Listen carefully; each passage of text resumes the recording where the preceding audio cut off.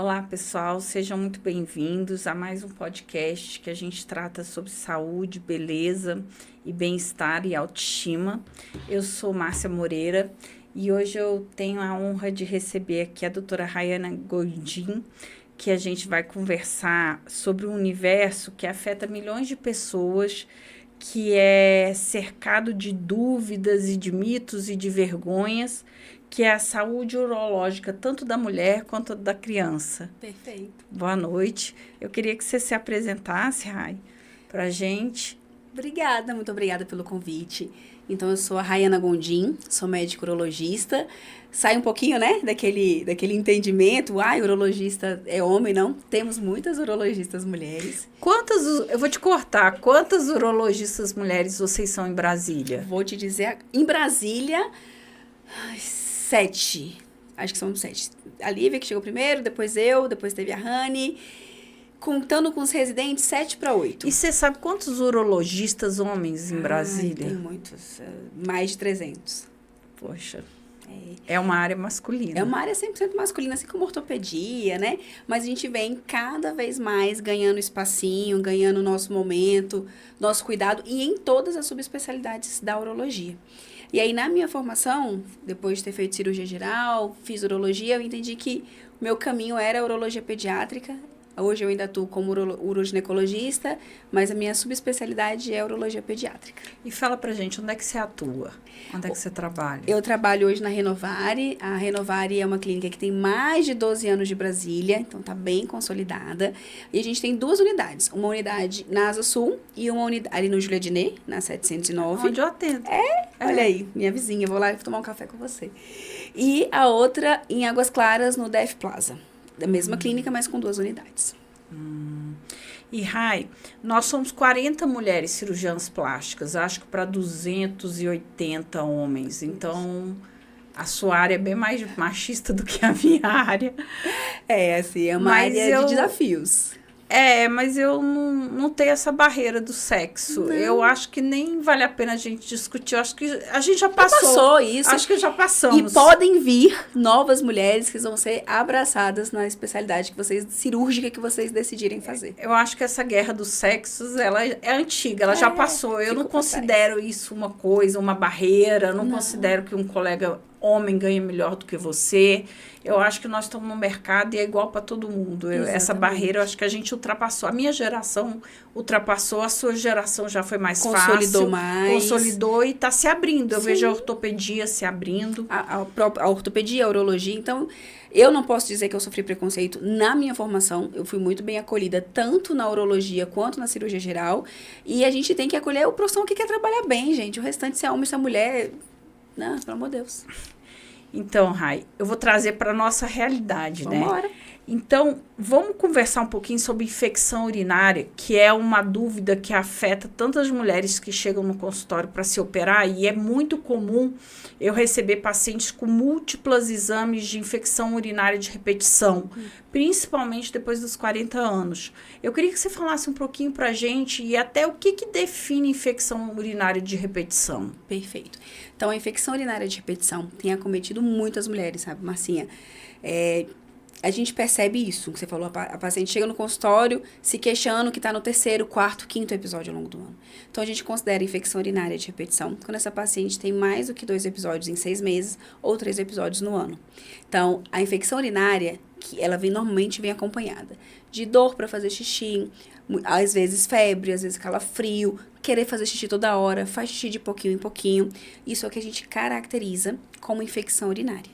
E aí, a gente precisa estar atento para essa paciente. Por quê? Muitas vezes ela chega no pronto-socorro, faz male-male um exame de urina e recebe uma receita de antibiótico. E aí, com certeza, já chegou no seu consultório, o paciente já tomou 5, 6 antibióticos diferentes para tratar uma infecção urinária. E muitas vezes pode ser assintomática também, Sim. Não pode? Elas nem percebem. E o que eu vejo, o que eu recebo, é que muitas mulheres, e eu queria que você falasse isso pra gente, muitas mulheres têm medo de ter relação sexual, porque após a relação sexual, elas sabem que elas vão desenvolver um quadro de infecção urinária. E elas começam a ter medo da relação sexual. Começa a fugir, né? Começa a fugir da relação sexual por isso. Torna um problema no casamento. Então, 2 pontos aqui são bem importantes da gente trazer. Aquela paciente que tem uma infecção urinária sem nenhum sintoma, só pelo exame de urina, a gente chama de bacteriúria assintomática. Ou seja, tem bactéria no xixi, mas não tem sintoma.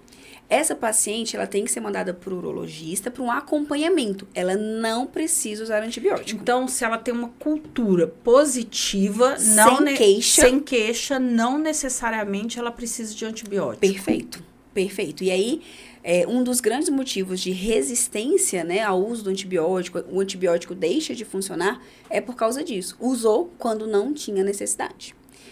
E o outro ponto que você trouxe também, que é muito importante, é a infecção urinária após a atividade sexual. A mulher, ela já tem uma predisposição a ter infecção de urina. O nosso canal do xixi ele é mais curtinho, é mais fácil da bactéria ascender, ou seja, da bactéria chegar dentro da bexiga. A mulher tem uma proximidade da região anal com a região vaginal. A mulher tem mais constipação, o intestino preso aumenta em 7 vezes o risco de infecção urinária. Então, o tratamento intestinal é importante. Muito, muito, muito, muito. Isso é uma coisa que a gente não fala, né? Não. E aí, muitas vezes, o paciente chega no meu consultório, tratou não sei quantas infecções, mas ninguém nunca olhou para esse intestino. Então, é um ponto de atenção. E atividade sexual também. Eu falo muito, não é o seu parceiro que está transmitindo, o seu parceiro não está pulando a cerca, não é uma infecção sexualmente transmissível. O xixi, quando ele tem uma contaminação depois do namoro, é porque a bactéria saiu da parede da vagina para a parede da bexiga. É um translocamento. Por isso que muitas vezes fazer xixi após a atividade sexual é tão importante, porque você limpa esse canal do xixi, essa uretra, e dificulta a progressão, a infestação de bactéria naquela região e a infecção urinária depois do namoro. E o jato de água para lavar a região depois da relação sexual também ele é importante? Chuveirinho, não. Chuveirinho é ruim. Quando a mulher fala, poxa, doutora, eu sou tão limpinha, eu tomo cuidado com a minha higiene, eu faço chuveirinho depois da atividade sexual, depois de namorar. É ruim, porque o chuveirinho ele vem com uma pressão muito alta. Ele acaba fazendo essa ascensão bacteriana, ele machuca a vagina, a parte interna da parede da vagina da mulher e também aumenta o risco de infecção sexual. E outra coisa que eu vejo, e eu queria que você falasse um pouquinho, por exemplo, com a idade vai tendo uma queda do pubis. Uhum. Então, com a idade vai tendo uma flacidez, uma queda do pubis. Com isso, a região vaginal, ela vai, vamos falar que ela vai entrando, vai descendo, ela tem ela desce ali. E aí, com isso, você tem a uretra mais próximo da vagina, porque tem uma queda. Sim. Então, pacientes que fazem abdominoplastia, ou que nem fazem abdominoplastia, mas que tiram fuso de pele, às vezes tem um reposicionamento melhor da anatomia vaginal. Isso ajuda também, não ajuda? Acaba ajudando porque a gente deixa de ter um prolapso muitas vezes nessa região. Então, a gente consegue higienizar melhor, essa paciente consegue urinar melhor. Porque um dos problemas, uma das questões quando a mulher envelhece, é que ela pode ter uma certa queda da bexiga. Às vezes enfraquece a musculatura do períneo e ela pode ter essa queda da região da bexiga. Isso muda o ângulo. A região do abdômen, quando tem um reposicionamento ou quando ela ganha peso, também pode interferir no funcionamento da bexiga. Então, tudo que interfere na posição anatômica de funcionamento bexiga, uretra, vagina, pode ser um fator de risco associado. Então, a abdominoplastia pode ajudar essas mulheres com muita infecção que tenham uma queda importante do pubis. Especificamente se tiver uma queda do pubis. Por quê? A abdominoplastia, quando essa mulher não tem um bom preparo de core e de reforço da musculatura lombar, porque às vezes a mulher acha, não, eu vou fazer uma plástica e é só isso que eu tenho que fazer na vida. E esquece que tem que fazer musculação, esquece que tem que reforçar toda essa musculatura abdominal e lombar. E aí, às vezes, ela passa a ter um abdômen muito fechadinho, muito contraído, com um períneo completamente despreparado. Ela pode ter dor na atividade sexual. Ela pode ter esvaziamento incompleto da bexiga. Então, a gente precisa olhar com muito carinho para essa paciente. Porque tem que ter um tônus muscular. Não adianta ter uma flacidez muito grande. Porque, assim, a cirurgia plástica, ela caminha com dieta, atividade física e cirurgia plástica. Eu até brinco muito com as minhas pacientes que ninguém é bonita à toa. Todo mundo é bonito. É um investimento. Todo mundo é bonito porque faz dieta, porque malha, porque tem um bom cirurgião plástico, tem um bom dermato e tem um bom urologista, Exatamente. É para cuidar da saúde como um todo, né, porque é um todo, não é uma parte, né? E um bom psicólogo. Tem que ter um bom psicólogo também. Tem sim. E eu queria te perguntar uma coisa. Usar calcinha somente de algodão ajuda? Ajuda, por quê? As calcinhas sintéticas de nylon, de poliéster, elas abafam muito a região. Ela não permite essa troca de respiração, essa troca de umidade. Elas deixam mais abafado. E aí aumenta a proliferação, porque toda mulher, assim como todo homem, na região da genitália tem bactéria boa e tem fungos que estão ali vivendo em harmonia. Quando a gente aquece essa região usando materiais de nylon, materiais que não permitem essa melhora da umidade, a gente tem uma proliferação de bactérias e fungos. E aí a gente pode ter mais candidíase de repetição, que é aquele corrimento, aquela coceira, e pode ter mais infecção urinária. Exatamente ontem, eu fui ao shopping, que eu nunca vou. Não sou frequentador de shopping center. E eu entrei numa loja de calcinha sutiã e me deparei com uma calcinha cortada laser, que a vendedora disse assim pra mim, olha, essa calcinha ela tem uns furinhos que permitem a ventilação vaginal. Esse tipo de calcinha diminui essas infecções? Diminui. São calcinhas mais tecnológicas, mais modernas, que estão chegando no mercado agora. Exatamente. Mas que podem ajudar quem tem infecção crônica, né? Com certeza. Mais uma vez, é um compilado de coisas. Só a calcinha não é o que vai conseguir resolver todos os nossos problemas. A troca de calcinha, às vezes, durante o dia, evitar a duchinha higiênica, evitar sabonetes íntimos. Muitas mulheres têm o entendimento que sabonete íntimo vai ajudá-la. Mas não é verdade. Ainda mais aqueles sabonetes cheio de fragrância. E pH ácido. Que nós não vamos falar os nomes, mas aqueles sabonetes vaginais ácidos, aquilo ali machuca, pode fazer queimadura, né? Sim. Local. E uma coisa que a plástica ajuda muito a gente é nas ninfoplastias. Porque ali na ninfoplastia é comum, você recebe muita paciente com infecção urinária e aumento dos pequenos lábios, que é a cirurgia de labioplastia, que seria a ninfoplastia, Isso, né? que é para fazer uma correção do excesso de pele ali na região dos pequenos lábios, né? Pequenos e às vezes até grandes lábios, mas principalmente pequenos lábios. Normalmente é uma soma de fatores. A paciente isoladamente, que tem um volume maior ali dos pequenos lábios, não é aquela que vai ter o maior risco de infecção urinária. Só que se a gente soma vários fatores, é constipada, tem dificuldade de mobilidade às vezes, é uma paciente que segura o xixi por muito tempo ao longo do dia, então profissional autônomo, médico, enfermeiro, que segura o xixi por muitas horas, quando a gente vai juntando todas essas pecinhas do quebra-cabeça, a ninfoplastia, apesar de ser uma cirurgia que vai melhorar a atividade sexual dessa paciente, né, com o parceiro, e melhorar a estética, ela pode ajudar um pouquinho ali na infecção urinária, mas não é uma indicação só por isso. E até para limpeza da região, porque os pequenos lábios, quando muito grandes, eles podem acumular ali alguma impureza, mais secreção muito próximo do canal da uretra, né? Pode acender a infecção urinária. Exato. E essas pacientes, elas se beneficiam muito, que é uma cirurgia simples, que não tira, que mexe só superficialmente. Sim. Nós não temos lesão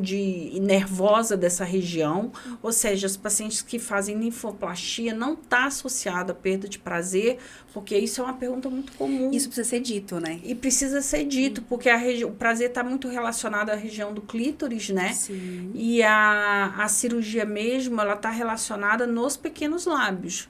E apesar de não ter um dado de mexer na parte nervosa, a paciente ela fica tão mais confortável com ela mesma que ela aproveita mais o namoro, a atividade sexual. Então, acho que melhora ainda mais nesse sentido. Ela se sente mais bonita, ela se sente mais confortável, às vezes até para uma atividade sexual oral. Então, eu vejo muitos benefícios quando a paciente realmente tem um excesso ali de pequenos lábios. E é uma cirurgia simples, né? E eu tenho feito muito em crianças com menos...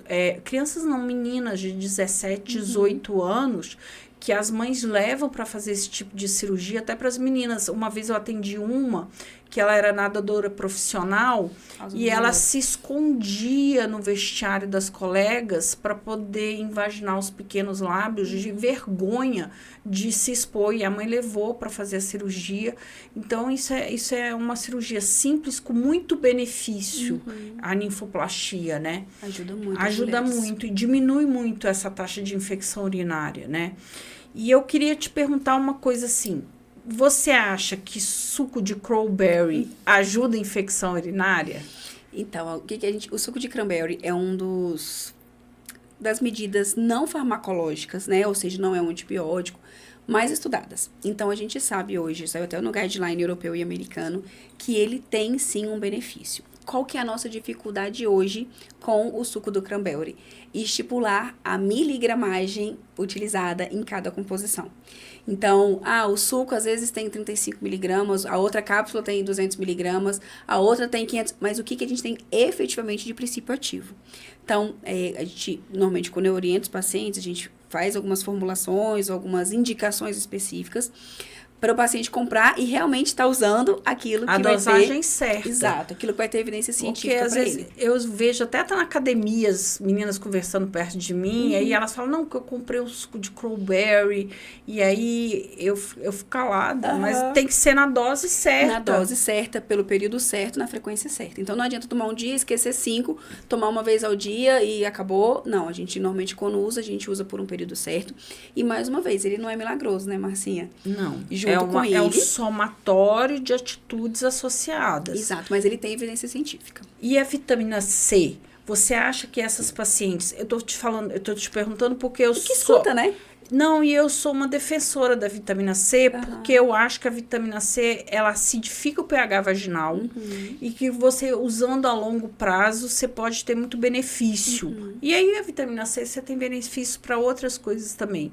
Você acredita também que a vitamina C na infecção urinária, ela ajuda? Não é sozinha, ela ajuda? A gente não tem estudo científico que comprove isso, especificamente da vitamina C. Nem da vitamina C, nem da demanose. A gente tem várias pesquisas relacionadas a essa parte, mais uma vez, não saindo ali do antibiótico, profilaxia, mas a vitamina C e a demanose, a gente ainda não tem um consenso na literatura do seu uso. Muitas vezes a gente acidifica a urina para proteger de cálculo renal. Isso aí, às vezes, a gente tem muito mais estudo, é muito mais forte cientificamente. Mas para infecção urinária de repetição, a gente não tem dados tão fortes, tão marcantes quanto isso. Então, o uso da vitamina C está mais associado ao cálculo renal. Isso, dependendo do tipo de cálculo renal, da alteração do perfil metabólico, né, que a gente estuda nesse paciente, alguns pacientes podem se beneficiar, sim, de acidificar, colocar mais ácido, deixar a urina mais ácida, para evitar a formação de cálculo renal.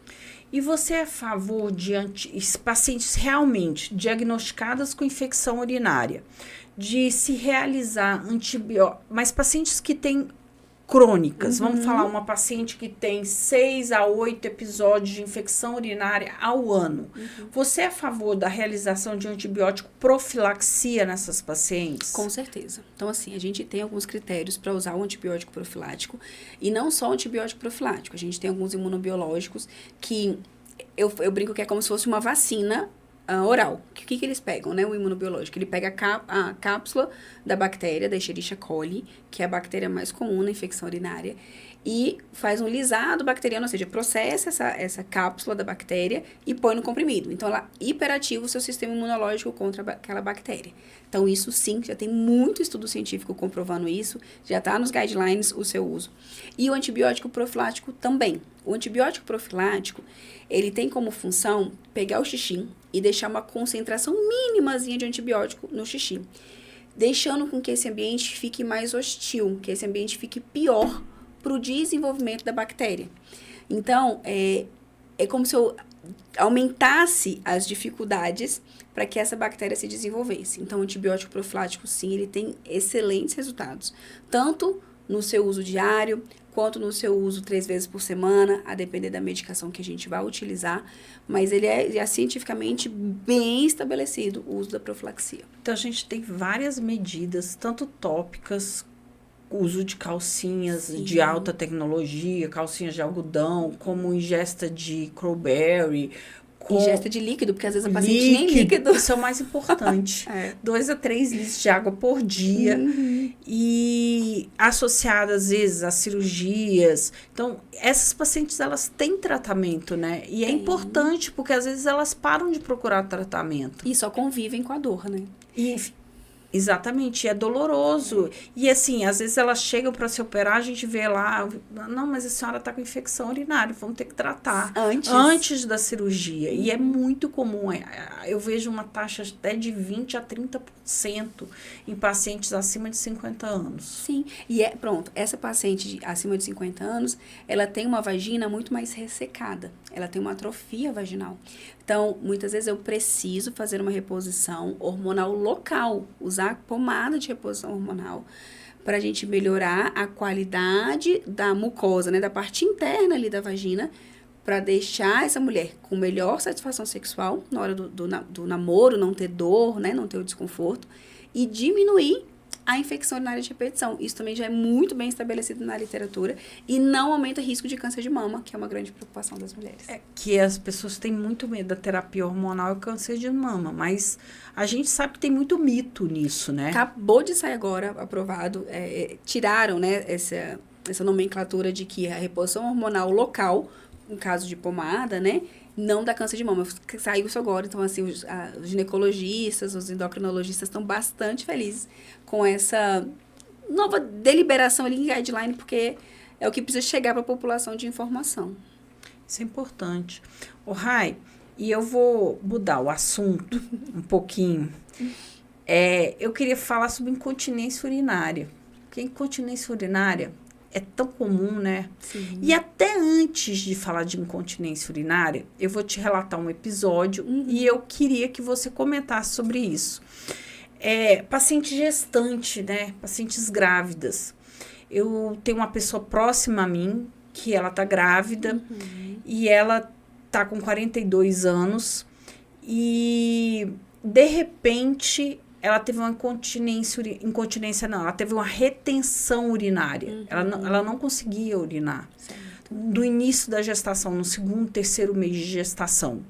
E aí, ela internou, o urologista viu e a orientação foi sondagem intermitente. Eu queria que você contasse pra gente como é que é isso, porque isso é raro, né? É descrito na literatura, mas pode acontecer e tá perto da gente. Pode acontecer. Na verdade, todas as alterações de funcionamento da bexiga, elas são muito próximas da gente. Tanto a retenção urinária, que é quando o paciente não consegue fazer xixi, é como se o canal ficasse entupido, ou a incontinência urinária. Então, na gestação, a gente tem algumas oscilações hormonais. E essa oscilação hormonal pode alterar o mecanismo de funcionamento do nosso assoalho pélvico. A retenção urinária, além disso, à medida que o bebê vai ocupando mais espaço abdominal, a gente vai reposicionando, ou seja, os órgãos vão assumindo outras posições dentro do abdômen. E um desses órgãos que acaba sendo reposicionado, em certo modo, é a bexiga. Então, se a gente tem qualquer tipo de angulação dessa bexiga, de compressão dessa bexiga, o paciente pode tanto ter uma incontinência urinária, não é a condição mais comum, né? Mas a incontinência urinária ela pode acontecer e a retenção urinária por esse reposicionamento também pode acontecer. Na gestante é muito mais comum, é muito mais frequente a incontinência do que o xixi ficar preso. A retenção. E essa gestante em particular foi a retenção. Ela fez o cateterismo de alívio e ficou bem, tá super bem, mas os primeiros o primeiro foi o segundo pro terceiro mês, deu um trabalhinho para ela. Mas depois passa, né? Depois passa. Até porque o útero vai crescendo, a ovulação reposiciona e as coisas voltam ao normal. Isso é raro. Mas a incontinência, ela dá vergonha e ela é muito comum. Muito. E muitas pacientes a gente sabe que não procuram tratamento por vergonha. Eu queria que você contasse pra gente sobre isso um pouquinho, porque você deve receber, até por ser mulher, você deve receber muita paciente com isso. Sim. A incontinência urinária, eu sempre falo que ela tá ali ao nosso lado. Então, com certeza, todo mundo aqui tem uma amiga, tem uma prima, tem alguma conhecida que tem incontinência urinária e muitas vezes sofre calada. A mulher, ela começa a tomar algumas medidas protetivas. Então, ela só usa roupa escura. Ela começa a usar um forrinho ou um absorvente, aqueles protetores diários, na calcinha, tudo pra ir contornando esse escapezinho do xixi. Quando a gente fala de incontinência, a gente tem 3 tipos de incontinência. A de esforço, que é quando tosse, quando espirra, quando tá na academia fazendo uma aula de aeróbico. A gente tem a de urgência, que é aquela que tem que sair correndo. Conhece o banheiro de todos os lugares que vai. Porque chega no shopping, tem que ir no banheiro. Vai no mercado, tem que ir no banheiro. Chegou na festinha, vai no banheiro. Ou para de beber água, porque não quer ir ao banheiro quando tá na rua. Então, ela começa a ter essa medida ali de proteção também. E a terceiro tipo é a mistura das duas, que pega um pouquinho da incontinência de esforço e um pouquinho dessa de urgência. Atrapalha muito, Marcinha, a qualidade de vida das nossas pacientes, porque elas têm vergonha de namorar e ter escape de xixi, elas têm vergonha de fazer atividade física e ter escape de xixi, elas começam a deixar de sair porque não querem ir ao banheiro na rua, por exemplo. E tem tratamento. Então, assim, quando essa mulher chega no meu consultório, primeira coisa que eu tenho que fazer por ela é acolher. Porque ela já sofre, ela já tem vergonha. Às vezes o próprio parceiro não sabe que ela tem os escapes urinários. Na maioria das vezes, né? Eu acredito isso, que na maioria das vezes a paciente nem conta pro parceiro. E não tem que contar mesmo. Tem que buscar tratamento para trabalhar isso. Para né? trabalhar o assoalho pélvico. Então, assim, fisioterapia é uma opção. Muito. Perder peso. Perder peso é importante. Então, assim, muitas vezes a gente manda, mais uma vez a gente volta para aqueles pilares, né? Vai comer bem, vai fazer uma atividade física. Porque quando a gente perde peso, diminui a pressão da barriga, do abdômen, diminui a incontinência de esforço. Mas eu brinco muito com as minhas pacientes, porque eu luto contra peso. Uhum. E eu brinco muito com as minhas pacientes que perder peso é muito difícil. Muito. É um sacrifício muito grande. Muito. E tem hora que a gente não tá afim, você passa por estresse, você passa... Só que essa cultura do magro é uma cultura... Ela não é só pela beleza. Não. Ela é porque a pessoa acima do peso, ela tem vários problemas associados. Sim. Então, a gente está falando em incontinência urinária, a gente estava falando de infecção urinária. Sim, então, isso é um conjunto. Por isso que a gente luta tanto pelo magro. E a gente fala tanto em vamos perder peso. Cirurgia plástica não é para as pessoas acima do peso. Cirurgia plástica é para quem tem... É um retoque, né? É quem tem um índice de massa corpóreo mais baixo, porque o tecido adiposo, ele é pouco vascularizado, então ele aumenta muito a taxa de complicação. Muita inflamação, né? A pessoa obesa, ela é inflamada, né? Então, por isso que a gente fala tanto em perda de peso e repercute em todas as áreas, né? Você vê que repercute até no posicionamento da bexiga. Sim. Coisa que a gente nem pensa, né? As pacientes nem chegam a pensar sobre isso. Não, e quando você fala assim, olha, você tem que perder peso, não é um bullying que a gente tá fazendo no consultório. Não é porque faz sentido pra bexiga você não ter tanta pressão abdominal. Por isso que a grávida pode ter incontinência urinária. Porque, além do reposicionamento, aumenta a pressão abdominal e empurra essa bexiga para baixo. Exatamente. E a musculação é um mecanismo importante para isso, de defesa. Então, você realizar a musculação, esses exercícios de agachamento, de peso com essa região, abdutor, que você trabalha essas regiões, isso melhora a musculatura local e melhora esse tipo de coisa também. Eu acho isso importante falar. E outra coisa, tem cirurgia quando é grave. Sim. Nós estamos falando aqui, melhora com fisioterapia e com musculação, quando é mais leve. Perda ponderal, quando é mais leve. Exato. E quando é grave, tem cirurgia. Tem cirurgia, são cirurgias seguras, né? Então, são cirurgias complicadas? Não, é uma cirurgia segura. É uma cirurgia, normalmente a paciente vai embora para casa no mesmo dia. Então, quando a gente fala da incontinência de esforço, que é quando tosse, quando espirra, essa paciente, por mais... É uma pergunta muito frequente. Ah, mas eu faço pilates. Adianta. Você pode fazer pilates como atividade física. Mas, para tratar, ela não substitui a fisioterapia pélvica. Porque ela trabalha de maneira diferente, são estímulos diferentes. Então, essa paciente passou por uma reeducação alimentar, que nem sempre é fácil. Eu falo para as pacientes, olha, se fosse fácil, todo mundo era magro, gente. Né? Se fosse fácil perder peso, é um processo. É uma escolha. É uma escolha. Que você tem que fazer todos os dias. Nós temos uma colega que é cirurgiã cardíaca e ela é belíssima. Ela malha, ela acorda às 4 horas da manhã para malhar. Ela malha todos os dias de 4 às 6 da manhã. Ela trabalha o dia inteiro operando como cirurgiã. Ela é um exemplo. E ela vai numa festa, ela bebe água. Então, nem quero ser amiga dela. É uma escolha. É uma escolha. Ela pede água. Mas por quê? Ela é tão malhada que ela não quer aquilo. Mas ela escolhe... É um estilo de vida. É um estilo de vida. Eu acho que os exageros... Mas o bom senso é importante. Sim. Então, e ser magro é difícil e tem que fazer escolhas. E as escolhas têm que ser saudáveis. E assim, a gente também tem que considerar que tem distúrbios. Eu tô falando isso pra você, que eu vivo lutando contra o peso. Não. E a gente tem que pensar que tem distúrbios metabólicos, tem várias outras coisas. Não é simplesmente assim, emagrece e achar que tá tudo bem. E não é isso. Só que, voltando só pra sua pergunta que eu acabei saindo. A cirurgia, quando a gente precisa fazer, que é a cirurgia de sling, que é onde a gente coloca uma telinha pra sustentar a uretra, que é a cirurgia de início, assim, para incontinência urinária, ela é uma cirurgia extremamente segura, taxa de recuperação muito rápida, taxa de sucesso muito alta, taxa de complicação muito baixa. Essas pacientes ficam sem trabalhar quanto tempo? 15 dias. Então, é muito pouco tempo. Pouquíssimo porque uma cirurgia de abdômen, a paciente fica sem trabalhar 30 dias. Não, pouquíssimo tempo. E eu digo assim, sem trabalhar... Se for um serviço mais pesado, se for uma coisa mais administrativa, com 1 semana, 10 dias, ela já está conseguindo voltar para suas atividades. Rai, e eu vou te perguntar uma coisa. E você, o que você faz no seu tempo livre? O que você gosta de fazer? Porque a gente estava conversando, né? E a gente estava falando que você é bombeira. Sou bombeira. Você é urologista. Sim. É uropediatra. Sim. Opera com seu marido. E o que você faz nos seus momentos? É mãe de 2. Mãe de 2. E o que você faz nos seus momentos livres? O que você gosta de fazer? Atividade física é uma coisa que eu gosto de fazer. Mas isso é lazer ou é obrigação? Então, eu ainda não consegui classificar, porque hoje, tem um grupo de amigas que fala assim, você precisa de achar um hobby, né? Você trabalha muito e tal. Eu falei, gente, mas por enquanto meu hobby é atividade física. Eu malho todos os dias. Todos os dias eu vou pra academia. E você malha que horas? Você acorda às 4 da manhã? Eu acordo às 5. Ou eu vou... 4 é muito pesado. Mas ou eu vou 5, ou eu vou antes da atividade, antes de começar o dia, ou eu vou na hora do almoço.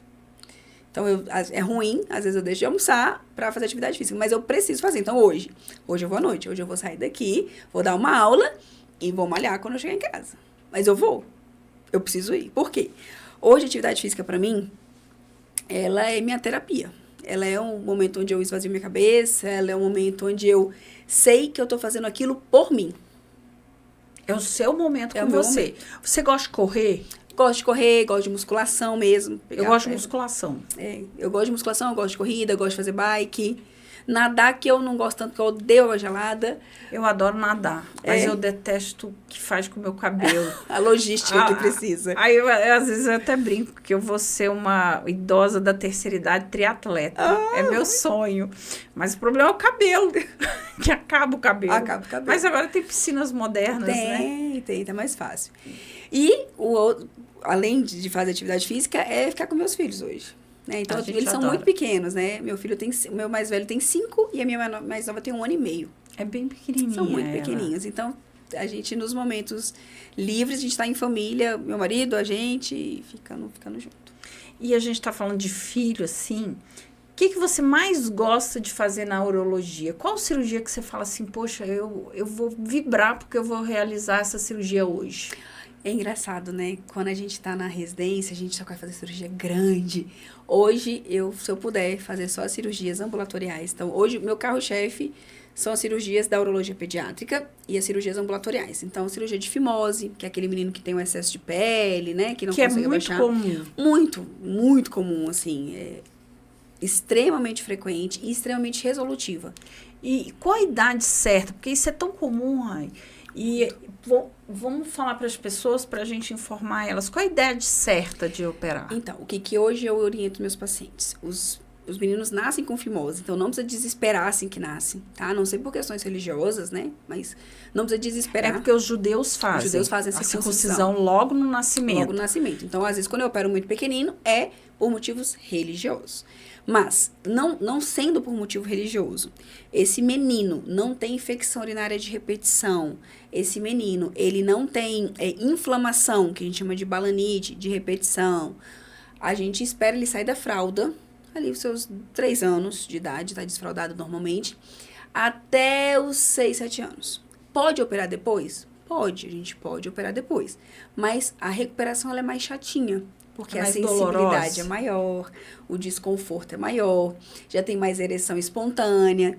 Então, o ideal de 3 a 6 para 7 anos é o melhor momento de recuperação para o seu filho. Ô, Rai, e deixa eu te perguntar uma coisa. A gente sabe que o índice de câncer de colo de útero nos judeus é muito baixo por causa da circuncisão.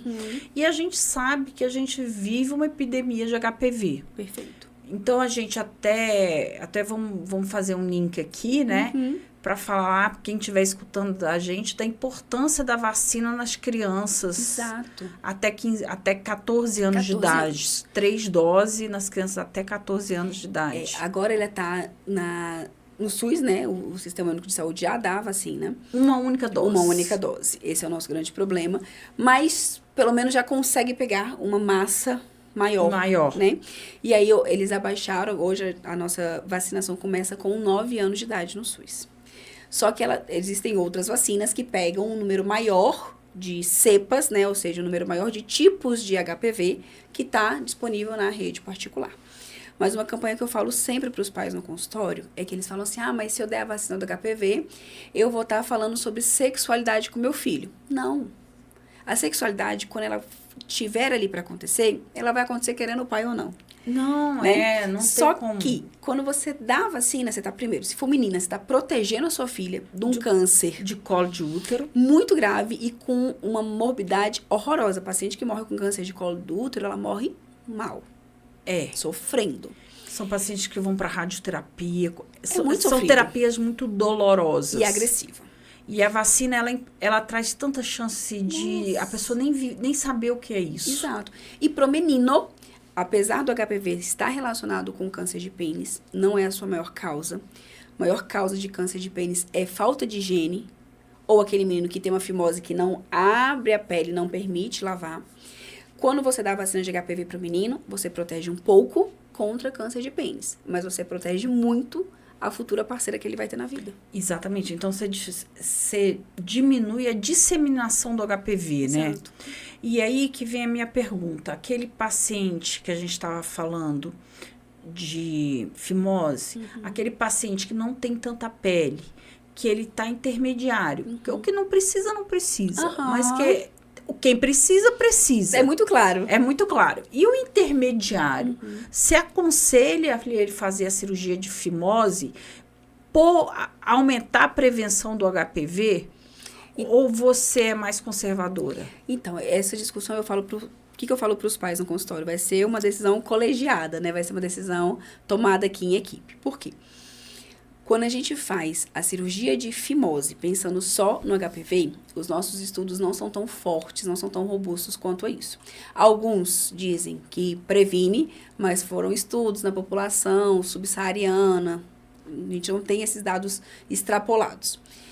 Mas o que eu falo para os pacientes é, vai melhorar a qualidade sexual, ele não vai ter tanto corte, ele não vai ter tanto machucado nessa região do pênis, e não existe nenhuma grande contraindicação à cirurgia de fimose.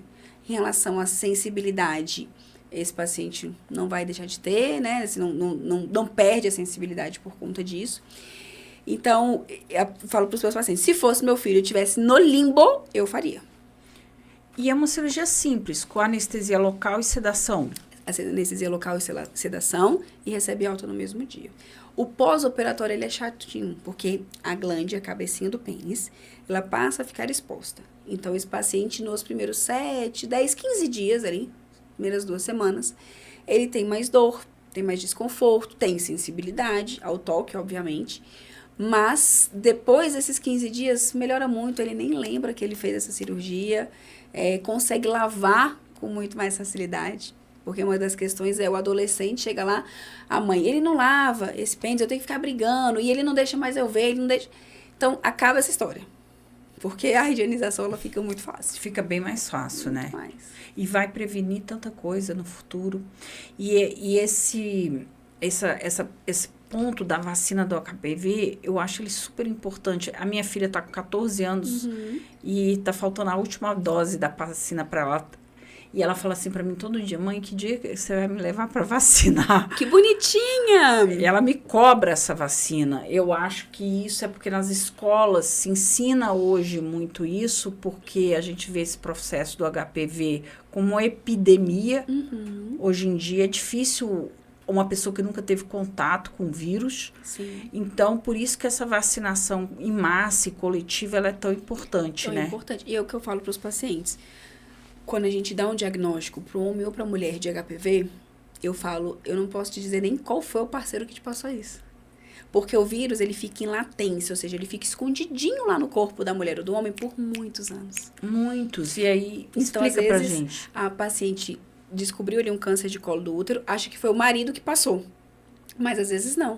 Às vezes ela contraiu esse vírus na primeira atividade sexual lá atrás. Esse vírus ficou quietinho ali, adormecido, porque o sistema de defesa, o sistema imune dela era muito mais forte do que a capacidade do vírus em atuar. Em algum momento isso desequilibra e o vírus é a oportunidade de se desenvolver. Então, não necessariamente você descobriu um HPV, não é o seu último parceiro ou parceira que te passou a doença. Exatamente. E deixa eu lhe perguntar outra coisa. Hipospádia, você faz muito ambulatorial? Faço. Hipospádia, o que é hipospádia? Hipospádia é quando o canal do xixi, da uretra, não sai aqui na pontinha do pênis. Então, quando ele ainda estava lá, né, o bebezinho estava dentro da barriga da mãe, o canal do xixi ele vai se formando e vai subindo. Então, ele faz xixi torto. Ele faz xixi torto, ele faz xixi por baixo, digamos assim. Então, a hipospádia, que é esse mau posicionamento do canal da uretra, precisa de correção cirúrgica. A gente não tem nenhuma outra opção de tratamento que não seja correção cirúrgica. Não tem nenhuma medicação, nenhum hormônio que faça terminar de subir esse canal. Então, quando a gente tem um diagnóstico de hipospádia, seja ela proximal, ou seja, aqui embaixo, perto da bolsa do testículo, ou distal, aqui na pontinha, é um tratamento cirúrgico. E aí é muito gostosa de fazer. É uma cirurgia bonita, né? É uma quase uma plástica. É uma plástica. É quase uma plástica. Ela é tão bonita quanto a plástica. Meu marido é urologista também, o Rodrigo. E aí ele fala assim, isso aqui é um origami. Você desmonta e monta de novo e o canal, de repente, ficou no lugar. É, você remonta. E eu acho uma cirurgia de uma beleza, assim. E ela é feita ambulatorial, não? É feita ambulatorialmente, se for distal, ou seja, se o canalzinho tá quase aqui. Se for muito aqui embaixo, eu deixo por segurança o paciente internado de um dia até amanhã do dia seguinte. Porque a mãe se sente mais confortável, às vezes precisa usar sonda, elas não entendem muito bem o manejo da sonda. Então, se for uma cirurgia mais agressiva, eu deixo dormir uma noite só no hospital. E, Rai, voltando para o nosso assunto inicial, que é o assunto que a gente mais pega. Aliás, eu nem sei se é o que eu mais pego, porque eu pego muita infecção urinária e pego muita incontinência urinária. Eu queria saber de você como é que é o botox na bexiga. O botox, a gente fala, você vai fazer botox na bexiga. Na bexiga. Assim, vamos doutora, explicar. Deixa sobrar e põe na minha cara. Vamos explicar. A gente faz o botox estético na face. Sim. Cada vez faz em mais locais da face, no pescoço. No pescoço. Só que a gente faz para bruxismo, Sim. a gente faz para dor de cabeça e agora a gente também faz na bexiga para incontinência. Isso. Então, o botox, a toxina botulínica, ela paralisa o músculo. Essa é a função dela. Por isso que ela é tão maravilhosa no nosso rosto, porque ela paralisa as nossas ruguinhas. E quando bem feita, não paralisa a expressão, né, Marcinha? Exatamente. E sobe a sobrancelha. E sobe a sobrancelha e deixa divina. Então, quando a gente faz na bexiga, é porque essa paciente tem o que a gente chama de bexiga hiperativa. Então, entenda que a bexiga é como se fosse um balão, onde ela enche de xixi, esvazia de xixi. E ela tem que ter esse movimento coordenado. Quando a bexiga começa a encher e começa a contrair antes do tempo, como se fosse uma arritmia do músculo dessa bexiga, ou seja, ela contrai quando não deveria contrair. Ele contrai descoordenado. Descoordenado, a gente chama de bexiga hiperativa, ou seja, ela está trabalhando mais do que ela precisaria trabalhar. A gente tem várias medicações orais que a gente começa, tem fisioterapia. Só que a gente tem paciente que mesmo usando mais de uma medicação, fazendo fisioterapia, ainda continua tendo o escape urinário. Ou naquele paciente que tem alguma doença neurológica, teve um trauma na medula, né? Alguma condição nesse sentido. A gente faz aplicações por dentro do canal do xixi. Então, a gente entra com um aparelhozinho bem fininho por dentro do canal do xixi e entra com uma agulha específica para isso e faz aplicações dentro da bexiga para paralisar esse músculo. São dolorosas essas aplicações? Zero. São difíceis de ser realizadas? Não, é um procedimento ambulatorial.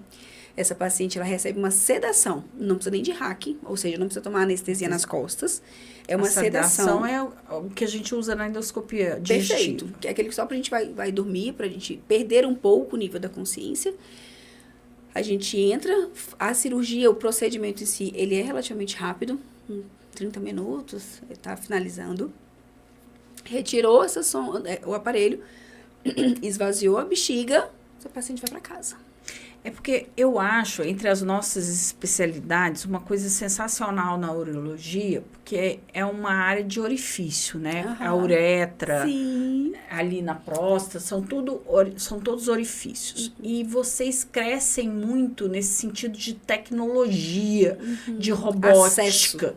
O acesso de vocês, vamos falar que ele é minimamente invasivo, ele é mais preciso, porque as nossas coisas são coisas grandes, cirurgia de face, tem que puxar, cirurgia de mama, tem que tirar a pele, cirurgia abdominal, tem que tirar a pele. Deixa a cicatriz muito mais. São cicatrizes, vocês conseguem, por pequenos orifícios, grandes resultados, né? Perfeito. Cálculo, bexiga. Cálculo renal.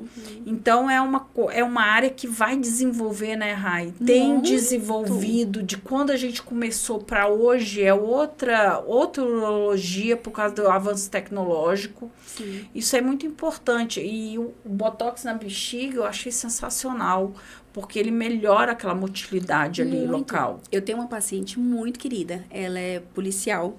E imagina um policial que fica na rua querendo fazer xixi a cada 30 minutos. Coitada. Não consegue. Ela não consegue trabalhar, né? Então, aí assim, ela vai ter que...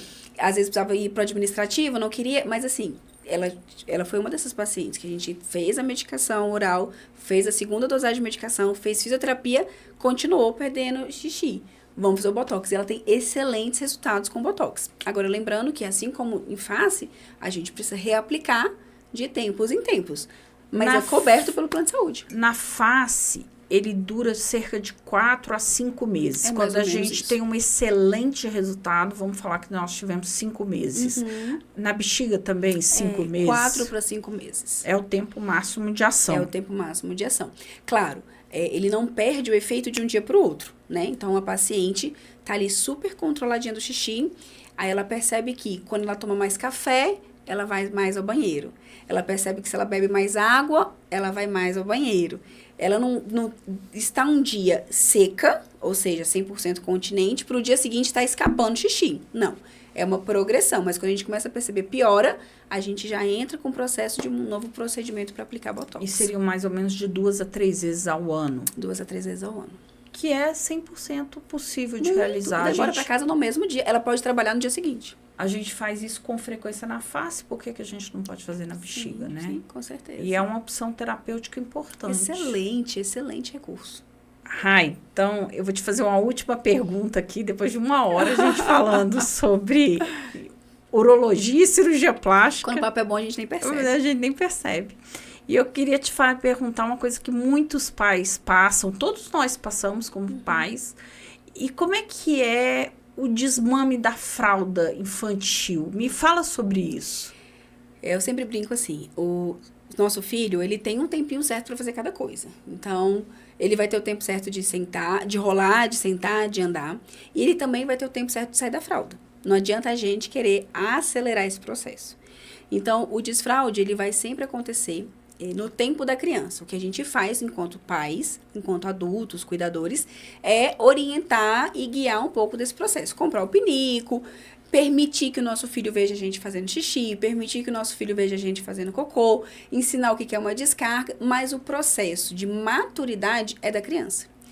Então, essa maturidade, quando ela é respeitada, o desfraude acontece de uma maneira muito mais tranquila.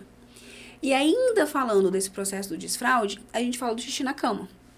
que é uma condição que afeta muitas famílias. As famílias chegam ao consultório cansadas, estressadas. E aí eu vou te perguntar. O xixi na cama é enurese noturna, né? Isso. Com quantos anos o desfraude normal acontece? E a partir de quantos anos começa esse desgaste familiar? Porque até determinada fase tá normal. Tá tudo bem. Depois de determinada fase, os pais começam a se estressarem bastante com isso, porque é cansativo mesmo. Sim. Então, até que idade é normal e a partir de que idade que é considerada enurese noturna? Pronto. O desfraude de dia, aquele, né, do xixi, do cocô do dia, normalmente ele acontece entre 24 e 30 meses. 2 anos, 2 anos e meio de idade dessa criança. O desfraude do dia, ele tende a acontecer mais rápido do que o desfraude da noite. Então, é comum a criança usar a cuequinha, usar a calcinha durante o dia e colocar a fralda para dormir. Isso tá tudo bem. Só que deu 5 anos de idade, essa criança continua fazendo xixi à noite enquanto dorme, a gente precisa avaliar, que é aonde a gente classifica como enurese noturna. Então, se seu filho tem 4 anos e meio e faz xixi na cama, ou seja, usa fralda para dormir, ainda não é um problema. Com 5 anos de idade, o xixi do dia tá legal, né? Não tá usando mais fralda. Mas à noite, ele ainda tem escape de xixi, precisa ir no urologista pediátrico pra gente entender por que isso tá acontecendo. Eu ia te perguntar isso. O pai já leva a criança no urologista ou o próprio pediatra acompanha essa criança? Normalmente, com 5 anos de idade, o pediatra encaminha pra gente. Eles já encaminham direto. É. Eles não acompanham. E essa família chega cansada, porque ela já tentou tudo.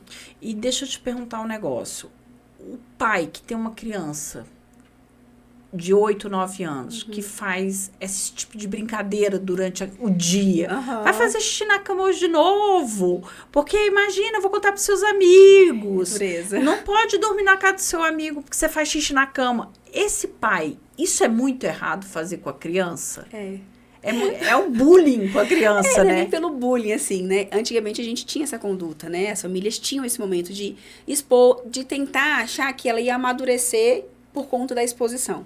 Mas hoje a gente já entendeu, os estudos já mostram pra gente que faz o que a gente chama de feedback negativo. Ou seja, a criança não aprende com essa exposição e o cérebro retarda ainda mais o amadurecimento. Então, bullying, exposição de, vai trocar a roupa de cama, você vai ter que lavar seu colchão, lavar sua roupa, isso tudo não traz benefício. Então, assim, por isso que a família chega tão cansada, porque ela fala, doutora, eu já tentei de tudo.